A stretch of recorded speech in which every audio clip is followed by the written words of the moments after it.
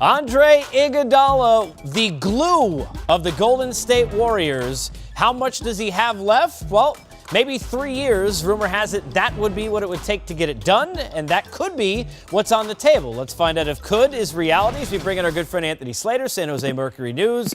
This is obviously a huge piece, and maybe that final piece outside of the Durant inevitable. So where are we, Anthony, with getting Iguodala to sign the dotted line? I think pretty close. I think it's a great sign for the Warriors that not only did Andre Iguodala cancel the rest of his meetings after his meeting with the Rockets, but pretty soon after, rumblings started coming out that the Rockets were going after Iman Shumpert, which obviously he plays, Iguodala's position. And the Warriors, there was reports that he wasn't going to meet with the Warriors, although obviously he basically had a year-long meeting in the last year. But now it sounds like Bob Myers is heading to L.A., and I honestly wouldn't be surprised if something's figured out within the next hours or probably at the worst in the next few days. Was there a prevailing thought, do you think, within the organization that this was about leverage with Houston? Or do you believe that it is reality that, hey, look, Chris Paul was there. There was a great meeting. We heard great reports. He cancels the rest of the meetings. Was that a power play or a legitimate, do you think, option there for Iguodala to leave Golden State? I think it's a little bit of both. I think it's just kind of a dangerous game to play where Iguodala wanted to return. He's always wanted to return. He loves the Bay Area. He has a tech conference set up with Steph Curry in late August in San Francisco. But at the same time, you don't want to test him too much. You don't want to make him feel, unwanted. The Warriors want him on 2 years. They've always kind of wanted either 2 years or what they did with Sean Livingston, which was a three-year deal, but the last year's unguaranteed because guess what? Klay Thompson comes up in the 2019 offseason, and he, is more important. He's younger than Livingston and Iguodala. But Iguodala, rightfully so, at age 33, about to enter his 14th season, he wants that third year. So I think it's just kind of been a tug-of-war for that third year, and Iguodala met with the Spurs because he knew that would feel a little bit dangerous to the Warriors. Now he's meeting with the Rockets because everyone knows how dangerous the Rockets are becoming. Maybe he leaked that thing that it was an excellent meeting, and maybe that pushed the Warriors over and to say, hey, they'll guarantee the third year. Because that's really what I think about what it is for Iguodala. Guarantee the third year and he'll be back. Now, if it wasn't for playing, they should have paid David West to come back just for his speech after Game 5 because that was better than Al Pacino in Any Given Sunday or anything that we saw in Hoosiers. Talk about just what he was to that team, the importance of that, because they are going to need players like David West to come back, take very little money, and just want to be a part of it. How about that signing earlier today? Yeah, look, hey, that's the speech you heard on TV once. That's the speech that Draymond Green and the whole team heard about 18 times this year. He is a motivational guy. He teaches some classes in Cincinnati at times, and he was really the calming presence for Draymond Green this year. I can remember a game against the Nets where Draymond and Steve Kerr were really getting into it all game. Steve Kerr was really telling him, hey, stop getting technicals, Draymond. Stop kind of pushing the edge. And I can remember West really calming him and talking to Kerr after and just, how much of a calming presence West is. I think they would bring him back at that minimum, which he's going to sign for 1 year, $2.3 million, just for that. But, he also actually really helped them. I mean, people probably remember Game 5.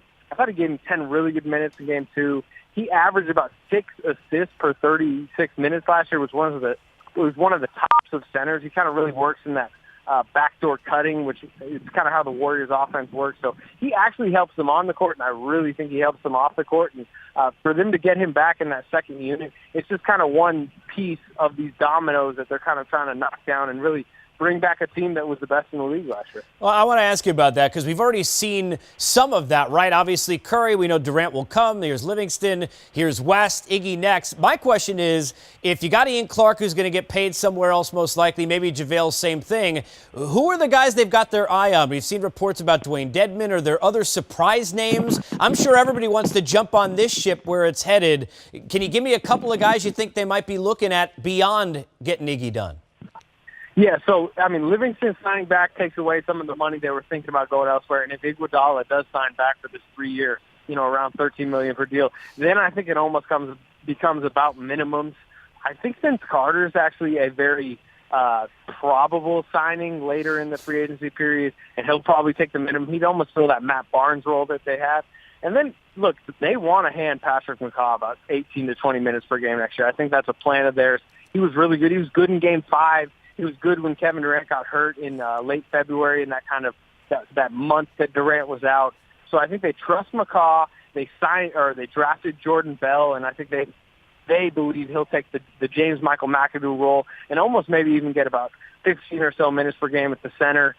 Damian Jones is their JaVale McGee clone, basically. He's a 21-year-old rookie from Vanderbilt, didn't play much last year. They hope he can be kind of the athletic lob guy next year. I'm interested to see what happens with JaVale McGee, but I think they're pretty confident they can just sit there and sign the Vince Carters of the world, bring most of their guys back, and then sit there and know that they have 4 All-Stars, Andre Iguodala, and they'll be the title favorites. Love the idea of Vinsanity out there going after a title. Anthony, appreciate it. We'll get back to you again soon. Keep the cell phone handy. I want to show you these tweets that you might not have seen earlier today. How valuable is Steph in 2010? Bought the Warriors $450 million. Now it's $2.6 billion. And LeBron responds, tell me again why there's a cap. Don't answer that. Steph should get $400 million for 5 years. So let me get my executive here on set who's already laughing. What's your reaction to it? I'm sure you've heard this from players over the years, LeBron's tweet there. Well, you can go back to Michael Jordan when he was making what he was making. You never can pay them for what they're worth. But the owner takes the risk when they spend that money and buy a franchise, and they're taking a lot of the risk. I mean, they're guaranteeing the contracts if a guy gets hurt and doesn't play. So I understand like a Steph and what he's done for the value of the franchise, but also the owners put the product in place. So players do make the league go, but I think the owners take a lot of the risk. So, yeah, you can never pay what Steph Curry is worth, what LeBron, what those guys are worth to the franchise value. But they are getting a nice, good penny, though, too. We might have to get Eric to work on what Steph has been worth. Maybe you're worth here. Well, to Billy's point, though, but how much is important for you guys and people that are working around you to make sure you go out and do your due diligence before you offer that guy that kind of money? Because we've seen guys in the past get those big contracts and go to sleep on you. Is that the risk you're talking about with a lot of the owners? Well, some guys you do give contracts, and all of a sudden that knee is aching and he can't play a lot of games. So things happen, and that's where the owners, there's insurance, but the insurance doesn't cover it all. Right. Or some guys just don't play at all up to their capabilities, and the owners now paying a guy and they have to stretch it out. So I think it goes both ways. These guys aren't probably going to get their worth, but there's some guys that are getting paid that really aren't worth what they're getting paid also. So. Right. It's a delicate balance. I understand LeBron and the work. We all pay to watch them play, and they're great players, and you probably aren't paying them for what they really worth, but they are making a lot of money, though. I want to ask you both something about what Anthony said. First of all, love the Vince idea. We all look at each other. I love that McCall we saw from him. Let me ask you about the JaVale factor, because I know he didn't play a lot of minutes in the finals, but he was good in the playoffs leading up. He was important down the stretch. Jordan Bell coming in as a rookie, is that enough for you? Or if they don't pay JaVale McGee, do they need to, do you think 3D brings somebody in to fill that role? Yeah, if it's JaVale, if it's not Zaza, they still got to bring back one of those two guys to fill up that hole, because I thought they played well together.